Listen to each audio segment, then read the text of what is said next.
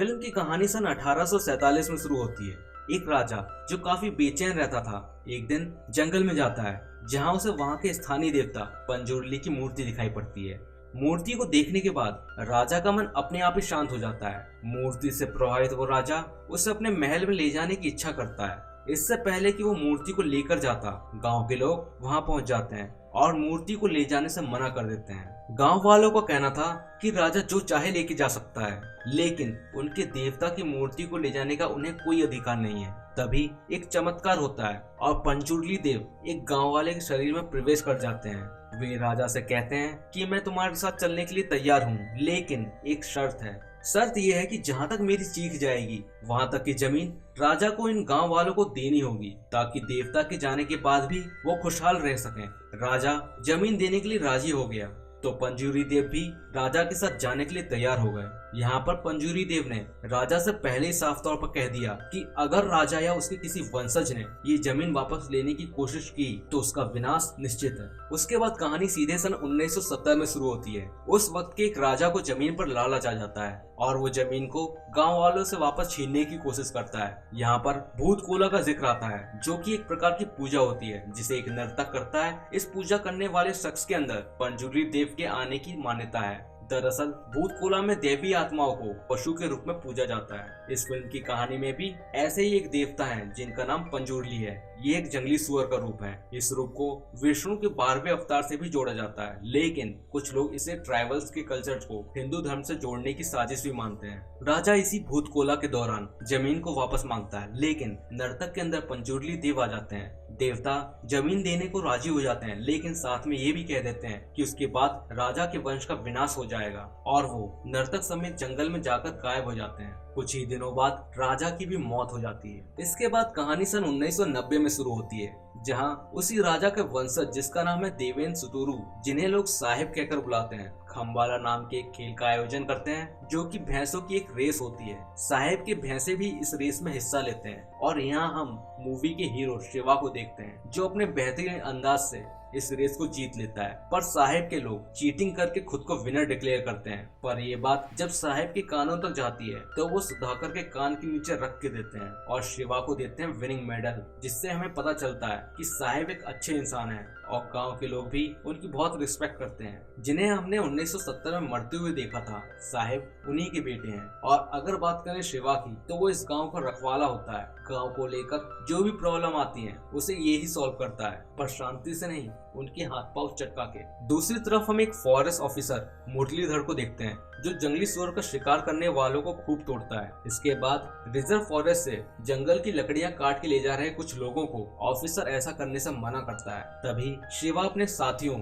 रामपा और सुंदर के साथ वहां आ जाता है और वो उस ऑफिसर का मजाक उड़ाकर वहां से चला जाता है। साहिब शिवा को बुलाकर बताता है कि गांव में गवर्नमेंट सर्वे स्टार्ट होने वाला है, जिसके लिए उसे गांव के सभी लोगों की जमीन के कागज की जरूरत है। गांव का भला सोचने वाले साहिब की बात को शिवा मान लेता है। शाम के वक्त भूत कोला का आयोजन होता है। क्योंकि शिवा के पिता एक नर्तक थे, तो अगला नर्तक उनके बेटे यानी कि शिवा को होना चाहिए। पर शिवा को नर्तक बनने में कोई इंटरेस्ट नहीं होता है, इसलिए कुरुवा, जो कि शिवा के चाचा का लड़का है, वो नर्तक बनता है। कार्यक्रम सही से हो ही रहा था, तभी पटाखों के शोर की आवाज से ऑफिसर मुरलीधर वहां आ जाता है और उन्हें पटाखे फोड़ने के लिए मना करता है। शिवा उसकी बात मानने से इनकार करता है, जिससे उन लोगों में थोड़ी बहस हो जाती है। गाँव के लोग उन्हें शांत करते हैं। शिवा की गर्लफ्रेंड लीला फॉरेस्ट गार्ड बन जाती है और मुरलीधर के अंडर काम करती है। इसके बाद ये लोग गांव जाते हैं और उन्हें बताते हैं कि सरकार ने फॉरेस्ट रिजर्व के लिए जंगल के कुछ हिस्से को चुना है और उनके घर उस बाउंड्री के अंदर आ रहे हैं,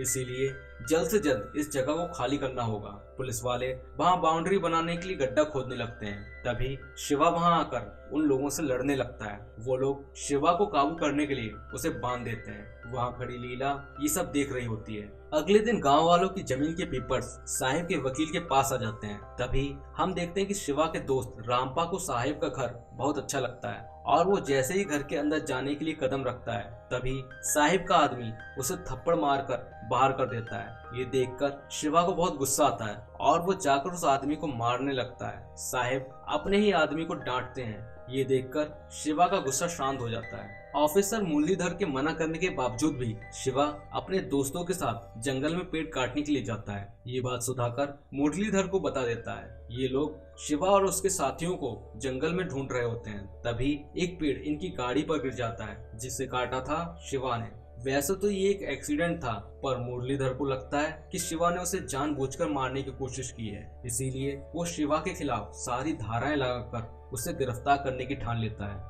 शिवा मुरलीधर के डर से जंगल में छुपा होता है, पर रात होते ही उसका फनफनाता नाग उसे गांव में लीला के पास ले आता है। रात भर ये लोग सांप सीढ़ी का गेम खेलते हैं, पर सुबह जैसे ये लोग नीचे आते हैं, मुरलीधर शिवा को अरेस्ट और लीला को सस्पेंड कर देता है। साहिब गुरुवा को अपने साथ ले जाता है और 5 एकड़ जमीन का लालच देता है। इसके बदले में वो चाहता है कि गुरुवा ओला फेस्टिवल में जब देव के रूप में होगा, तब वो गांव वालों को राजा की दान दी हुई सारी जमीन राजा के वंशज को वापस करने को बोले।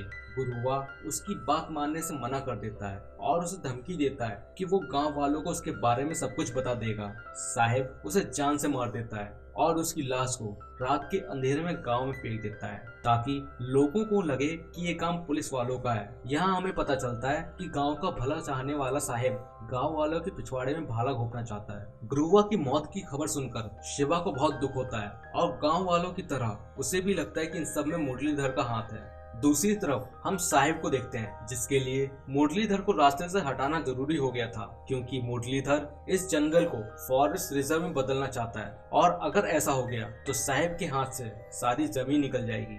बेल पर शिवा बाहर आता है और साहिब से मिलने जाता है। रात को पार्टी करते वक्त साहिब उसे बताता है कि गुरुवा को मुरलीधर ने मारा है। ये सुनकर शिवा को बहुत गुस्सा आता है और वो मुरलीधर को मारने के लिए वहां से निकल जाता है। साहिब सुधाकर को शिवा के पीछे भेजता है। वो देखता है कि शिवा मुरलीधर के घर जाने के बजाय माधव की दुकान पर जाता है। शिवा माधव के साथ सस्ता नशा करता है और उसे कहता है कि आज की रात वो गुरुवा के कातिल यानी कि मुरलीधर को जान से मार देगा। तो माधव उसे बताता है कि उसने गुरुवा को साहिब के साथ गाड़ी में जाते हुए देखा था, पर वापस आते टाइम साहिब अकेले थे और उसी रात को गांव वालों को गुरुवा की लाश मिलती है। सुधाकर के साथ के आदमी समझ जाते हैं कि शिवा को सच के बारे में पता चल गया है और वो लोग सुधाकर के मना करने पर भी शिवा को खत्म करने का फैसला करके उस पर हमला कर देते हैं। सच्चाई जानने पर शिवा उन सबको कुत्तों की तरह मारकर वहां से भगा देता है। दूसरी तरफ हम ऑफिसर मुरलीधर को गांव में देखते हैं, जो उन्हें बताता है कि कैसे साहिब ने इन गांव वालों को बेवकूफ बनाया है। साथ ही वो ये भी बताता है कि एक बार यहाँ फॉरेस्ट रिजर्व का काम पूरा हो जाए तो वो सरकार से कहकर इन लोगों के लिए जमीन का इंतजाम कर देगा। गाँव वाले मुरलीधर की बात मान लेते हैं। वहीं दूसरी तरफ साहिब गांव वालों पर हमला करने के लिए सुधाकर को आदमी इकट्ठे करने को बोलता है। उधर शिवा भी अपने गांव वालों के साथ साहिब और उनके आदमियों से मुकाबला करने के लिए तैयार था। लड़ाई शुरू होती है और गांव वालों पर साहिब भारी पड़ रहा होता है। उसने शिवा के दोस्त सुंदर को भी जान से मार दिया था। शिवा भी मरने ही वाला होता है, तभी उसके अंदर पंजुर्ली देव आ जाते हैं और वो साहिब को जान से मार देते हैं। इसके बाद शिवा, जिसमें देव की आत्मा है, वो जंगल में जाकर गायब हो जाता है, ठीक उसी तरह जिस तरह से इसके पिता गायब हुए थे। और ये मूवी यहीं खत्म हो जाती है। अगर आपको ये एक्सप्लेनेशन पसंद आया तो वीडियो को लाइक कीजिए, कमेंट कीजिए और चैनल को सब्सक्राइब करके सपोर्ट दिखाइए। तो मिलते हैं आपसे नेक्स्ट वीडियो में।